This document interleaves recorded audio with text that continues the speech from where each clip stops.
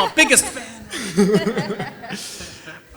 Just watching that video, I've got one question for the night and then we can call it. How do I enter The Bachelor? Just, do you have a six-pack? I can show you and we can pretend. It's like a prerequisite. You need to have muscles and a six-pack. Oh man, okay. And a hairy chest if you go anything that counts by me the out. second Bachelor. So, the hairy chest part counts me out, the six-pack. Jason, thank you so much for sharing your story with us tonight. We are excited to hear a little bit more about the person behind the screen. And so maybe start at the beginning. What was life like growing up? Well, thanks, Keenan. Thanks, MJ, for having it. Thank you, and evening. Hi, everyone. I didn't get, just saying to MJ now, I did not get into TV to be in front of the camera and to be known. It's certainly not something I wanted to be known for. I just really enjoy doing the job and meeting people. But what's interesting is at school and starting way back when, I was nothing like that. I completely seized up. I hated speaking in front of people. I hated speaking to people. Very much a kind of an introvert. And it started way back when I was about, as far as I can remember, I mean, we had a fairly sort of boozy household, if you call it that. Beer was the order of the day. And I still remember my dad going, you know, like as a present, I got to take the bread knife and cut open the 6 packs of beers and pack the beers into the fridge as like a reward for doing a good job. And I thought that was fantastic. I really enjoyed it. But obviously, my mom saw the writing on the wall, and at about 7 or 8, she sent me off to boarding school, about an hour away. We used to live in Durban, and I was just about in Maritzburg. And a couple of weeks into being in boarding school, I was told that my mom had left my dad. Now, I didn't see my mom for about another month after that, because when you're in boarding school, you weren't allowed to see each other, you know, very often. So about a month afterwards, I was speaking to my mom about this, and I was like, so why did you leave Dad? And she started saying, well, you know, Laurie was drinking too much, Laurie didn't treat me well, and I was like, why are you calling Dad Laurie? She says, because he's not your dad. I was like, what? So, of course, now I have no dad. I'm shipped off back to boarding school. So I was like, I have no dad. I'm not with my mom. I'm at boarding school with like people I have no idea who they are.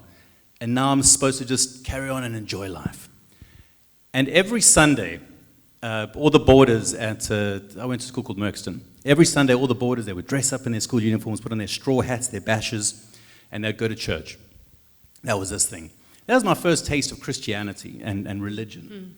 And the pastor, the priest, the minister, he took out a little 2-cent coin. And he said, you see this 2-cent coin? It's an old 2-cent coin. It had 2 sparrows on it.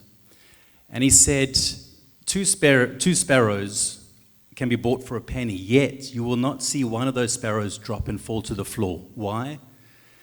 Because they're being looked after, they're being cared for, they have nothing to worry about. And the big thing is, they're not alone. And this was over 30 years ago, but that made such an impact to me because it was almost as if he was talking directly to me, saying, don't worry, you're not alone. Just as you might think that there's no one out there who loves you and you feel completely alone, you're looked after. Wow. So childhood wasn't the easiest time for you, sounds like, but you somehow found yourself getting into TV. This is fast forwarding a few years now. Yeah. Tell us how you got into the career that you're now in, and were there any memorable moments for you? Sure. You see, what's interesting about this, though, is about a month or so after I'd spoken to my mom about this when I was 8, I was introduced to my real dad, who is an incredible guy, and his wife, and they've had 2 kids. My brother's Jamie's over there, his fiancée Suzanne, and he was always of this. He's a performer, an entertainer. And if anything, I got all of that from him. You met him, MJ. I did, yeah. And so that's always kind of stood in my favor. I had this sort of ability, I suppose, which I didn't know I possessed until I met him, and he kind of maybe brought it out for me. And when I was about 20 or 20 years, 22, 23, I got myself an agent, and I thought, this is what I want to do. I got into the stage, I held the microphone, and I went dead. I couldn't even, what am I doing? Being in front of all these people, are you joking? So I flaked out, it was horrible. And then about another 6 months later, I was like, no, I can't do this. There's something in me, I've got to do it. So I got my first TV gig, hosting some game show. Then I was on SABC3 as a continuity presenter. Continuity, for those who don't know, is kind of like, well, that was the news. Coming up later, Survivor. Enjoy. And that was really about it. And there was one night in particular, I remember, that we had an opportunity to control our own teleprompter, our own auto cue, if you will. Because we can't remember all that stuff off by heart. We're not that clever. And I was busy recording. It's all live. And so the teleprompter's going, and we're controlling the teleprompter by ourselves, and suddenly the teleprompter just completely blacked out. And I was halfway through my sentence and just... So what did you do? So the only thing you can do is just smile and pretend that it was a technical fault. Because everyone in TV world, they got no idea what happened. So you just go, and then go... And you just pray to God that the director understands what's happening and pushes play. But besides that, I had a great opportunity. After that, I hosted a number of other shows called All Access, which is like Mnet's version of Top Billing, the better version of Top Billing. And I went to Ireland, and I got to interview so many people, like the guys in Riverdance. You know Riverdance? Oh, I know Riverdance. Yeah. Do you know Riverdance? Well, I don't know it, but I know. So I was kind of taught Riverdance. That was one of the best experiences, standing up on stage. Who wants to see Jason do some Riverdance? I wasn't. They tried to teach me Riverdance. It had something. It was something along the lines where you got to keep your legs like this, and you do something like that. And that was pretty cool because I did it with like the real cast of Riverdance, and that really stood out for me. Besides interviewing really famous Hollywood celebrities, you know, Sarah Jessica Parker, Owen Wilson, Jason Sudeikis. Yeah, I mean the list goes on. I mean that was boring. That part was boring. And the flying. God, going to New York Fashion Week. God, that was terrible. Sounds so boring. I'm getting tired just listening to it, actually. But you're telling us a little bit about your life as a TV personality, but your wife's here tonight. Yeah. Do you want to tell us the story of how that happened? So what's interesting, before I met my wife, there was a part of my teenage years where there was no Christianity. I mean, I'd followed God when I was a kid, and then high school came, and I was introduced to a co-ed school because I was an all-boys school, and suddenly there's girls, and I was like, and then I finished school, and now I'm on this roller coaster of emotions. You know, now I can go. I'm 18. I can drive. I can drink. I can smoke. I can do drugs. And during this time, it was a hectic time in my life. But then I met, and she doesn't do any of that stuff. And for some reason, I was attracted to her, not because she was just a dancer with a beautiful body, but I just attracted to her mind. And she brought me down to earth, and she brought me back into Christianity as a huge follower of Christ. And we started going to Rivers Church, and we got married through Rivers Church. And just before we got married, actually, we had broken up for a bit. And I went crazy again, going, no, maybe I don't want this. But then she wrote a letter to God, and there's an amazing testimony. I'd love for her to share it, maybe in the next couple of weeks. She wrote this letter to God saying, if he's meant to be with me and he's meant to be with you, please just bring him back. Within like weeks, I came back. It's insane. And then we got married, had kids, and it hasn't always been an easy road. We've definitely gone through hard times. Cyan had just been born, our first daughter, and it was crazy. I was like, we found Jesus, we found God, we're going to be looked after. I've got TV work, I've got everything's coming through, making lots of money. And suddenly, it just stopped.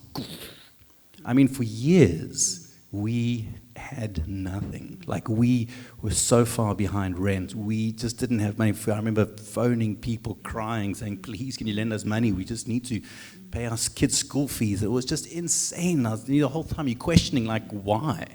You know, why does that guy who doesn't even follow you drive a Porsche and have got a fancy house, yet here we are following, going to church every Sunday, and, you know, we're going through this.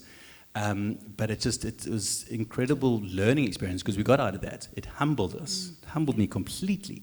And it just grew my faith even more, to be honest. So let's just hit the pause button there, because you talk about a time where you didn't grow up in a home which, you know, had any religious faith. You heard a bit about it at school, but it made an impact on you. But and then you met Urs. But what was it about Jesus that attracted you to him? Yeah. Or what was it about God that you kind of were curious about finding more about? So what I found so amazing is we learned prayer, obviously. In primary school, you all learned back in the day the Lord's Prayer.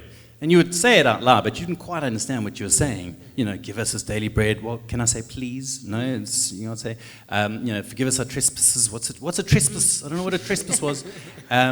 And so you're going through, it's not quite understanding what you're saying, but then you're starting to learn prayer. And by standard 5 or grade 7, by grade 8, I started going to religious education, which they had, and they started teaching you how to pray.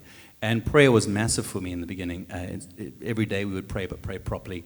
And then in standard 6, we had a ministry coming through with little booklets where you had to sign if you wanted to give your life to Jesus and what that meant. And we did communion, and being able to just go, oh, I can just give all my problems to someone else, and believe that was just incredible weight lifted off my shoulders. In that regard, I was just reading more about Jesus and understanding that he's a friend. You can speak to him whenever you want to. It was a huge thing.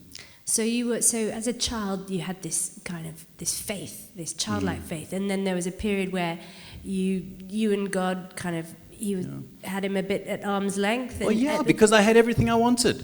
You had everything you want? Yeah, I mean, by that stage, I was cool, you know? Yeah. Everything was going Didn't well need for me, no. So just fast forward to thinking about Alpha, because you've recently done Alpha as a guest yourself. Now you're part of the team, which is exciting, so you'll be here each week. Yeah, but just tell us how you heard about Alpha, and was it what you expected? Yeah. And where you were at kind of with big questions of life. So Ursh and I just moved to Cape Town. We had come from a massive sing-song church in Johannesburg, and we came down trying to find something like that here in Cape Town. And we hadn't really found anything yet. We're great friends, Byron and Vivica, who are here tonight. And they just recently joined CCK, and they're like, you've got to try this thing called Alpha. We're like, well, what is Alpha? Well, just it's a great understanding more about Christianity. Well, I know God. I know Jesus. I don't know if I want to go to Alpha. No, but it's great. There's free food. You can have a beer. It's true. And it's literally it's not going to take long at all. And it's a really casual evening. And so they brought us to Alpha. And you're always curious. There's always questions that you want to answer. But I didn't understand quite how important Alpha was with regards to answering some of those questions. Like having a discussion about if you could ask God one question, what would it be? I never really thought about it. And you start speaking to other people and you start hearing their point of views. It's amazing how you can just extract so much information in a casual environment, in a casual setting, which I really, really enjoyed so far with Alpha. And so we've got guests with us this evening. If you could give one encouragement, why do you think the guests tonight should continue or participate in this Alpha experience? And explain a little bit about what they could expect from an average Alpha evening. Okay, cool. I think that the best thing for me with regards to Alpha is the fact that it's unobtrusive. You do not have to feel obligated to come every week. No one's forcing this on you, which is incredible to not know that you've signed a register. You better come next week.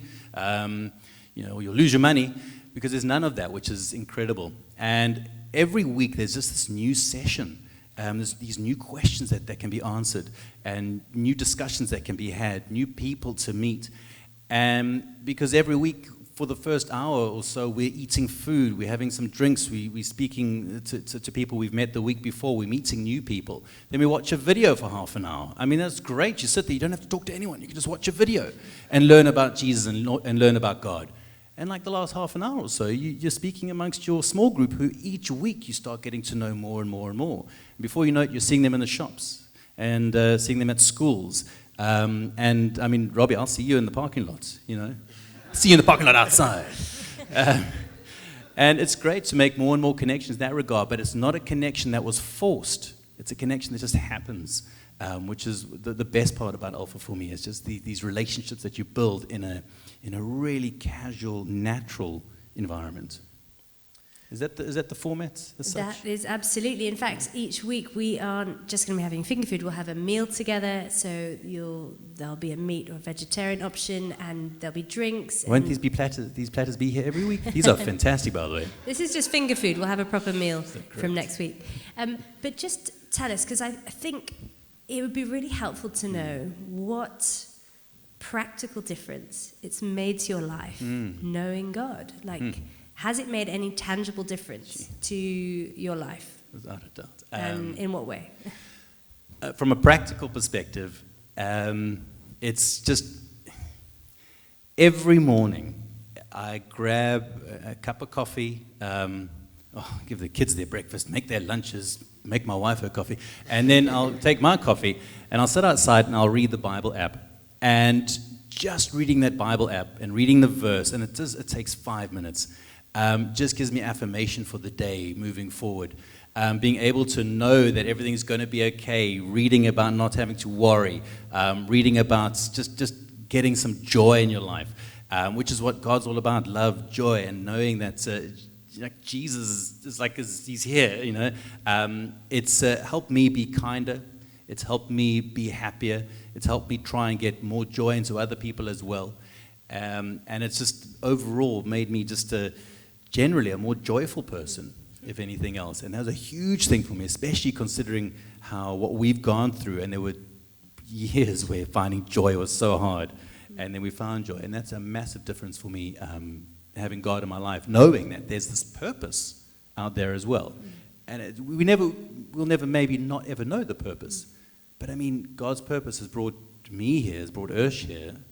It's part of Alpha with you guys, CCK. Like, it's incredible. I mean, I had dreams of grandeur. I was accepting, Emmys for best primetime presenter for Survivor or some rubbish like that. But that wasn't God's purpose for me. Clearly. Not yet. Not yet. Maybe, still to come. Thanks, MJ. Yeah.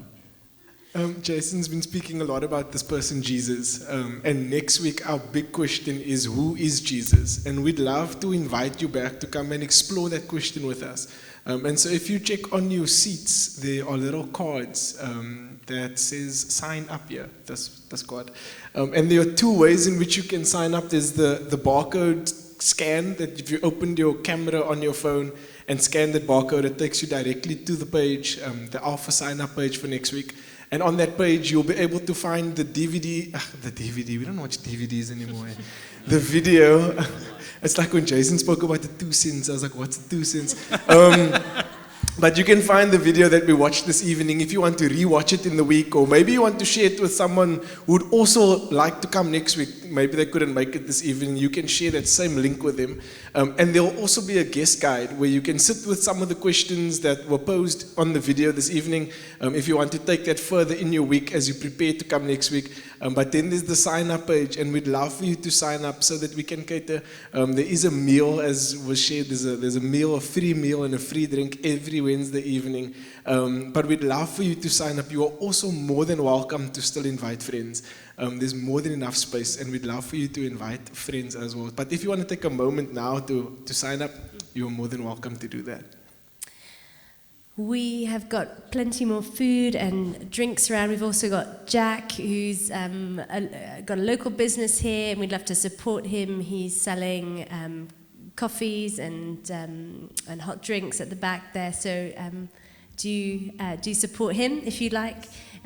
Do stick around and do stay around and chat to some people. Make a new friend. Come and if you've got any questions, come and chat to any of us who's got a white lanyard on, and we'd be really happy to chat further with you about how Alpha is run. As Keenan said, Alpha's free of charge, and we'd just love you to come along and try it out next week. We'll start at 7 o'clock, finish at 9. We always finish bang on time. We never go over that time.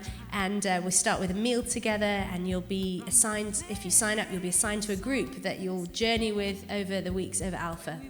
And there's load shedding. Very important. Load shedding doesn't affect this. We keep going, even when there's load shedding. Woo! Good stuff. So we hope to see you there next week, and I hope you've enjoyed tonight. It's been great to see so many of you here. Fantastic. Thank you, Jason. Thank you, Jason. Thank you, Jason. Thank you.